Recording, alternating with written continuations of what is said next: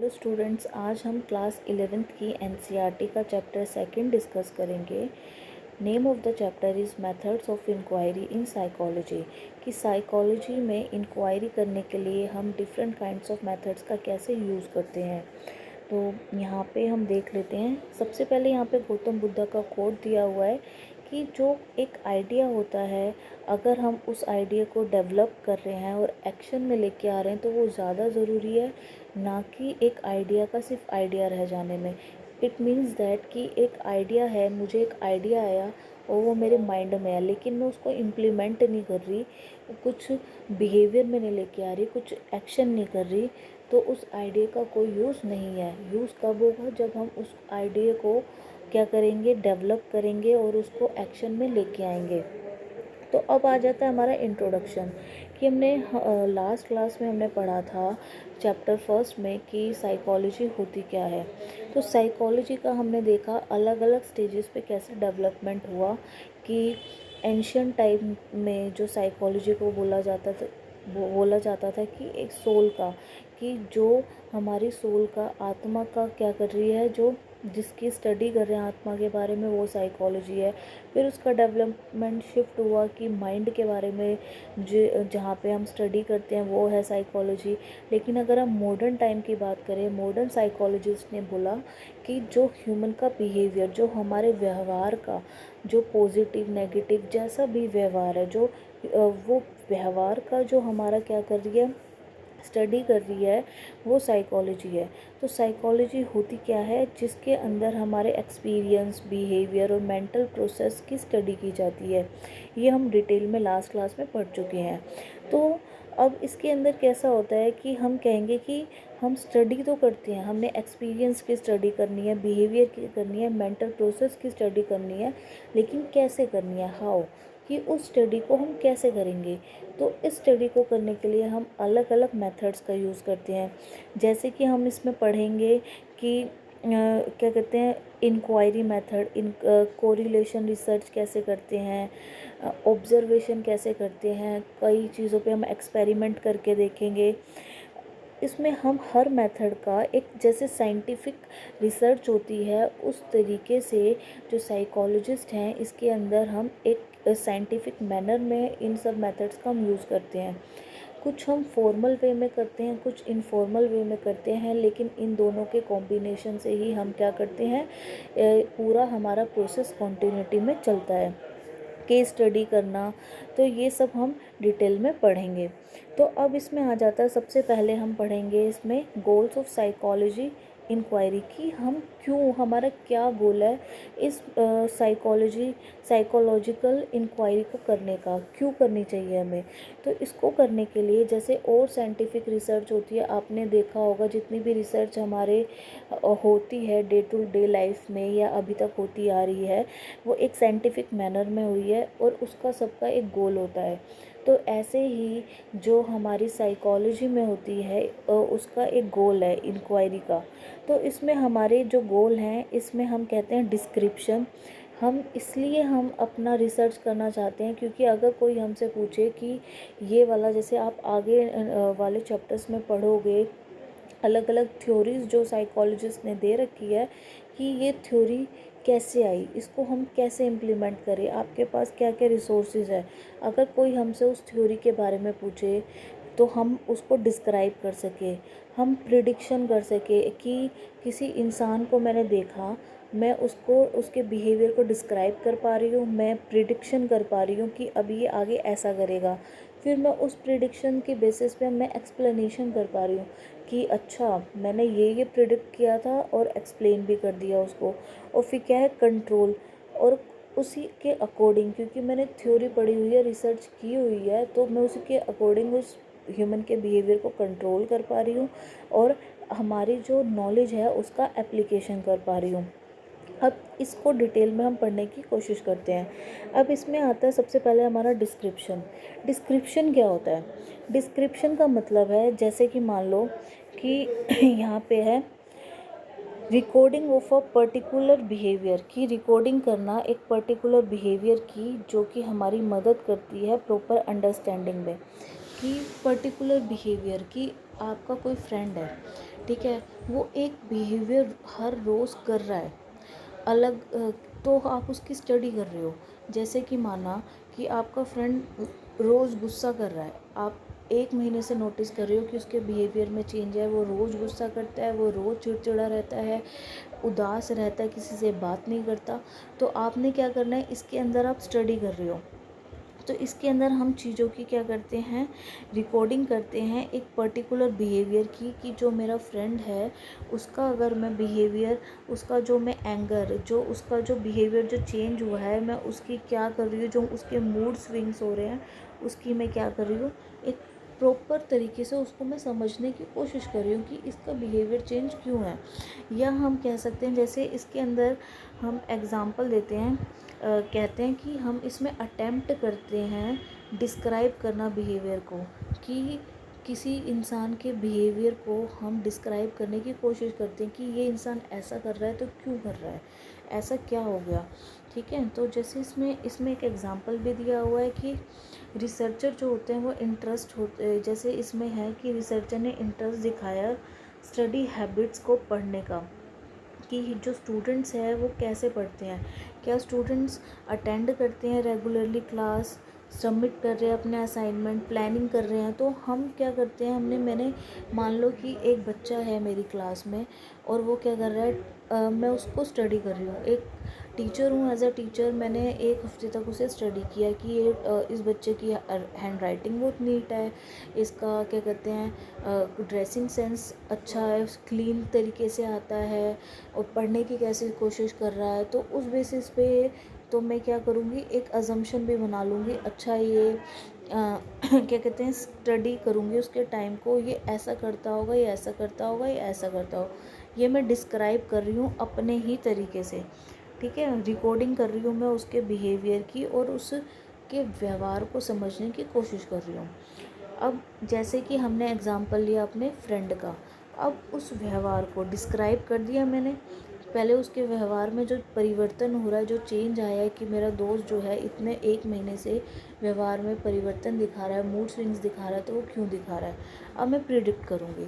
Second आ गया, मेरा second goal है साइंटिफिक इंक्वायरी करना है बिहेवियर की, कि जो मेरा जो दोस्त है, जो मित्र है, मेरा फ्रेंड है, वो क्या कर रहा है, हमारी ऐसा बिहेवियर दिखा रहा है, तो उसके क्या क्या रीज़न्स हो सकते हैं। तो मैंने प्रिडिक्शन करी, प्रिडिक्शन में मैंने कहा अच्छा क्या पता इसके मम्मी से लड़ाई हुई हो, पापा से लड़ाई हुई हो उसकी, या भाई बहन के साथ कोई झगड़ा हो गया हो, या घर में कोई दिक्कत है, या उसको कोई बीमारी हो गई है, क्या हो गया है। तो मैं अपनी तरफ से मैं क्या है, अलग अलग प्रिडिक्शन करने की कोशिश करूँगी, ये भी हो सकता है, ये भी हो सकता है, ये भी हो सकता है और ये भी हो सकता है। ये सारे हमारे अलग अलग डिफरेंट डिफरेंट प्रिडिक्शन हैं। तो अब इसमें क्या करेंगे, प्रिडिक्शन में इफ़ हम क्या है, अगर मैंने उसको अंडरस्टैंड कर लिया, अगर मैं एबल हूँ, सबसे पहले तो मुझे उस इंसान के व्यवहार में परिवर्तन दिख रहा है, इसका मतलब है कि मैं इतनी कैपेबल हूँ कि मैंने उसके बिहेवियर में जो चेंज आया है उसको समझ लिया। अब मैंने उसको अंडरस्टैंड कि मैं एबल हूँ, मैंने अंडरस्टैंड कर लिया उसके व्यवहार में परिवर्तन को। उसके बाद मैं डिस्क्राइब कर रही हूँ, कि डिस्क्राइब में मैंने क्या किया कि ये ऐसे हो सकता है, ऐसे हो सकता है, ऐसे हो सकता है और ऐसे हो सकता है। उसके मैंने डिफरेंट रीज़न्स जो है वो प्रिडिक्ट कर लिए।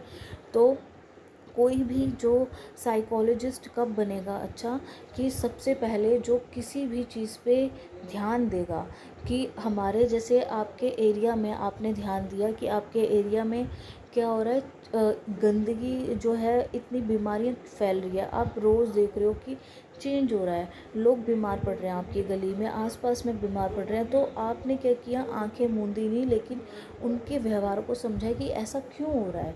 फिर आपने रीज़न्स प्रेडिक्ट करने लग जाओगे। तो सबसे पहले हमें अंडरस्टैंडिंग करनी है, वो अंडरस्टैंडिंग हम डिस्क्रिप्शन में करेंगे, बिहेवियर जो हो रहा है हमारा कि क्या क्या हो सकता है। फिर प्रिडिक्शन, अंडरस्टैंडिंग के बाद हम अपनी मन से प्रिडिक्शन बनाएंगे कि क्या क्या इसके रीज़न हो सकते हैं। अब थर्ड आ जाता है उसको एक्सप्लेन करना।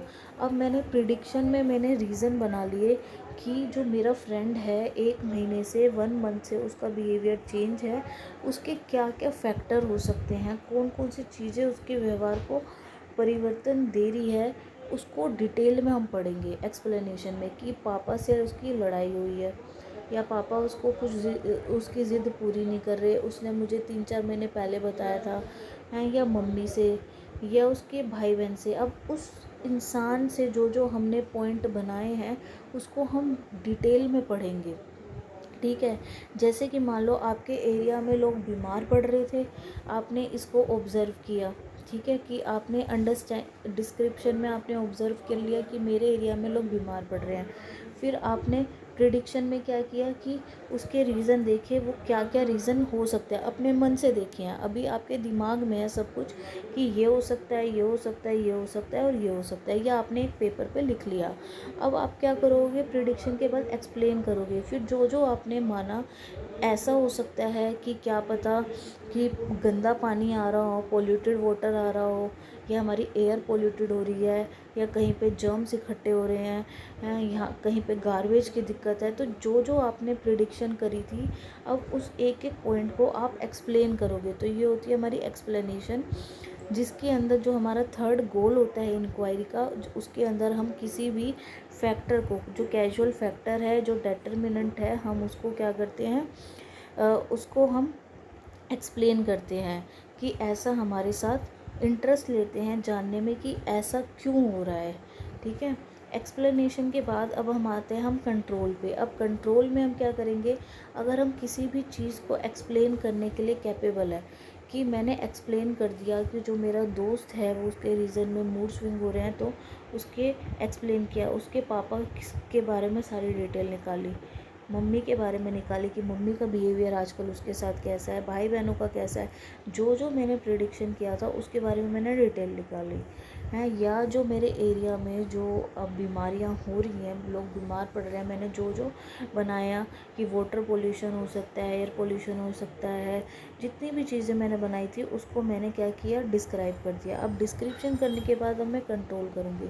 कंट्रोल में क्या है कि मैं एबल हूँ एक्सप्लेन करने के लिए why particular behavior occurs, and you can control that behavior by making changes in its antecedent condition। कि इसके अंदर क्या है कि मैं जो कंट्रोल कर सकती हूँ कि अब जो जो मैंने कमियाँ देखी, मैंने देखा कि मेरे दोस्त का बिहेवियर ऐसा है और मैंने सब कुछ डिटेल में पढ़ लिया, तो अब मैं क्या करी, कंट्रोल कर रही हूँ। मैं उसके पापा से बात करने की कोशिश करूँगी, मैं मम्मी से बात करने की करूँगी, दोस्तों से बात करने की करूँगी, भाई बहनों से बात करने की कोशिश करूँगी। या जो मेरे एरिया में लोग बीमार पड़ रहे हैं उसके अंदर मैंने क्या किया, वाटर पोल्यूशन जो हो रहा है उसके बारे में मैं क्या करूँ, कंट्रोल करने की कोशिश करूँगी, देखूँगी उसके रीज़न कैसे कैसे मैं उसको कंट्रोल कर सकती हूँ, ठीक कर सकती हूँ। अथॉरिटी से बात करने की कोशिश करूँगी, वहाँ पे गार्बेज इकट्ठा है तो वहाँ पे मैं एमसीडी वालों से बात करने की कोशिश करूँगी। तो ये जितने भी रीज़न हैं हम उसको क्या कर रहे हैं, कंट्रोल कर रहे हैं, ठीक है। एंटीसीडेंट क्या होते हैं, यहाँ पे एक वर्ड है एंटीसीडेंट कंडीशंस। एंटीसीडेंट कंडीशन होती है कंडीशंस दैट लीड टू, कि वो कंडीशन जो उस जिसकी वजह से वो पर्टिकुलर बिहेवियर हम कर रहे हैं, जो हमारी क्या है कि ऐसी कंडीशन जिसकी वजह से हम वो व्यवहार कर रहे हैं, कि उस कंडीशन को हम एंटीसीडेंट कंडीशन कहते हैं। अब आ जाता है हमारा कंट्रोल के बाद एप्लीकेशन। एप्लीकेशन में आप क्या करेंगे, फाइनल गोल होता है साइंटिफिक इंक्वायरी का is to bring positive change in the lifes of people. अब लोगों की ज़िंदगी में पॉजिटिव चेंज लेके आना, ये होती है हमारी एप्लीकेशन। इसमें हम साइकोलॉजिकल रिसर्च को हम सॉल्व करेंगे प्रॉब्लम को, क्योंकि जो यही एफ़र्ट्स होते हैं वो लोगों की क्वालिटी के अंदर चेंज लेके आते हैं। जैसे कि देखो, आपने देखा, आपने सारी चीज़ें स्टेप्स आपने कर लिए। आपने क्या किया, सबसे पहले आपने क्या किया, यहाँ पे डिस्क्राइब कर दिया कि मेरे दोस्त की दिक्कत, ठीक है, आपने ऑब्ज़र्व कर लिया। फिर आपने प्रिडिक्शन कर ली कि ये उसके रीज़न हो सकते हैं, ठीक है। ये आपके माइंड में प्रिडिक्शन है, ये आपने पेपर पे लिखा है, कुछ भी हो सकता है। फिर आप हर प्रिडिक्शन को आपने एक्सप्लेन किया कि ऐसा ऐसा जो जो मैंने सोचा था वो ऐसे ऐसे हो सकता है, उन लोगों से बात करी आपने। फिर आता है कंट्रोल। अब जो जो आपने लोगों से बात करी है, आप उसमें से क्या क्या चीज़ें कंट्रोल कर सकते हो, अपनी तरफ से आपने एफ़र्ट्स लगाए कि क्या क्या चीज़ें आपने कंट्रोल कर सकते हो, ठीक है। अब है एप्लीकेशन। एप्लीकेशन में आपने क्या किया, एप्लीकेशन में आपने ऐसा स्टेप उठाया जिसकी वजह से उस लोगों की लाइफ में एक पॉजिटिव चेंज आए। जैसे साइंस की जो रिसर्च होती है वो लोगों की जीवन में पॉजिटिव चेंज लेके आती है, ऐसे ही हमने क्या किया है, साइकोलॉजी में भी हम एफ़र्ट्स करते हैं कि हमारे जो इंसान है उसकी ज़िंदगी में एक पॉजिटिव चेंज आएगा। तो पॉजिटिव चेंज के लिए क्वालिटी लाइफ उन्हें मिलेगी। तो अब हमने किया कि जो हमारा दोस्त था उसके पेरेंट्स से हमने बात कर ली, सब कुछ कर लिया, ठीक है, उसकी हमें सब कुछ पता चल गया कि वो इस वजह से बीमार है। तो अब हम उसकी प्रॉब्लम को सोल्व करने की कोशिश करेंगे, पूरी हम अपने एफ़र्ट्स लगा देंगे, उसे ऑप्शंस बताएंगे कि भाई आप ऐसे ऐसे अपनी प्रॉब्लम को सोल्व कर सकते हो। और जैसे हमने देखा था कि लोग बीमार पड़ रहे थे, हमने क्या किया था यहाँ पे कंट्रोल में, तो हमने ये देखा था कि कौन कौन सी चीज़ें मेरे हाथ में है, कि मैं कैसे वाटर पोल्यूशन ठीक कर सकती हूँ जो वहाँ इकट्ठा हो रहा है, लोगों से बात करके कि भाई आपके घर से पानी आ रहा है गंदा, आप उसको ठीक कराओ हैं, या जो गार्बेज इकट्ठा हो रहा है उसका मैनेजमेंट करके, ये सब कर सकती हूँ।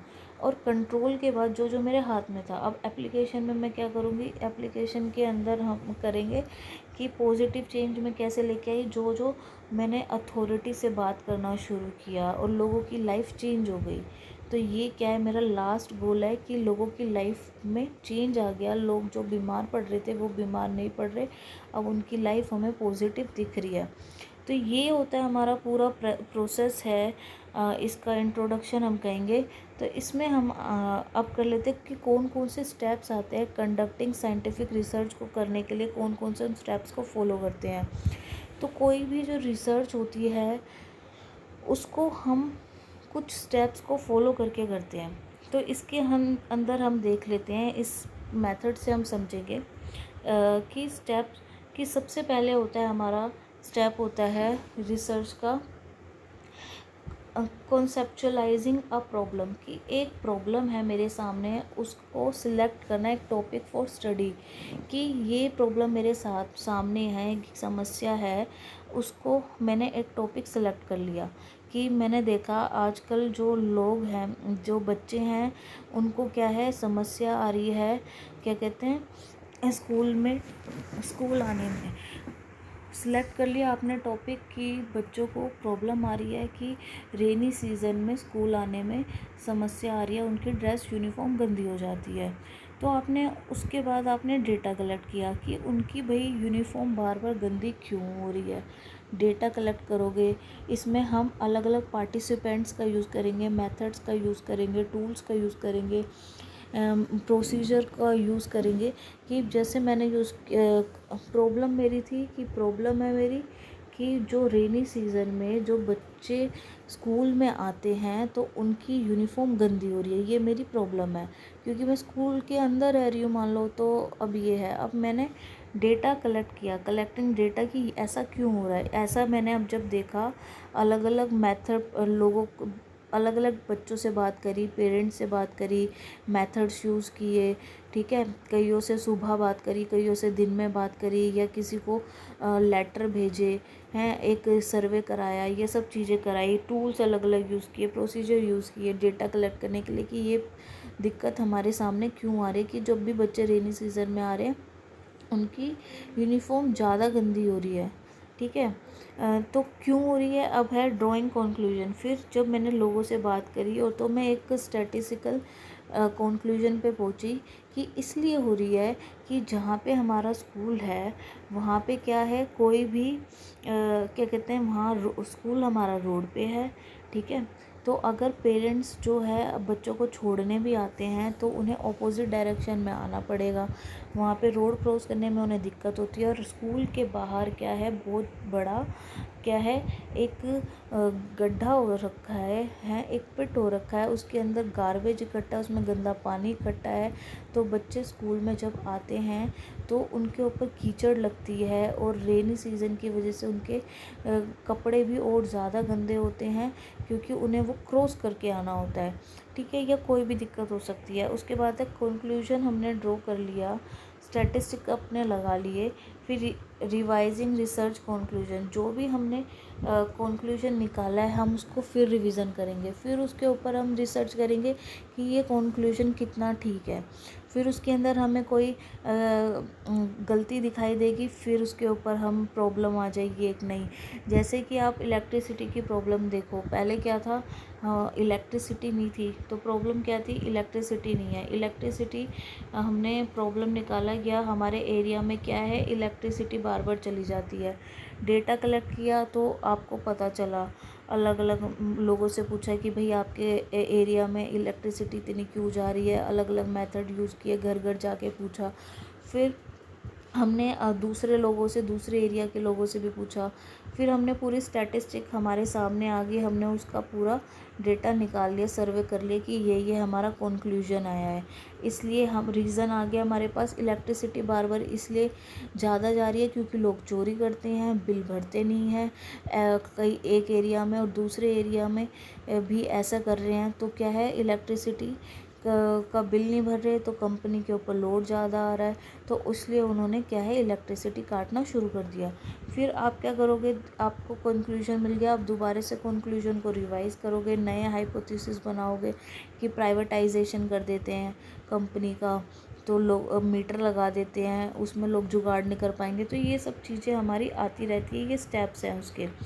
तो हम ये बाकी चीज़ें हम नेक्स्ट वीडियो में कंप्लीट करेंगे। आई होप कि आपको चैप्टर समझ में आया हो, और फिर भी अगर आपको चैप्टर समझ नहीं आया है तो आप मुझसे पूछ सकते हैं कमेंट में, और आपसे नेक्स्ट वीडियो में मिलते हैं। तो टिल देन, गुड बाय।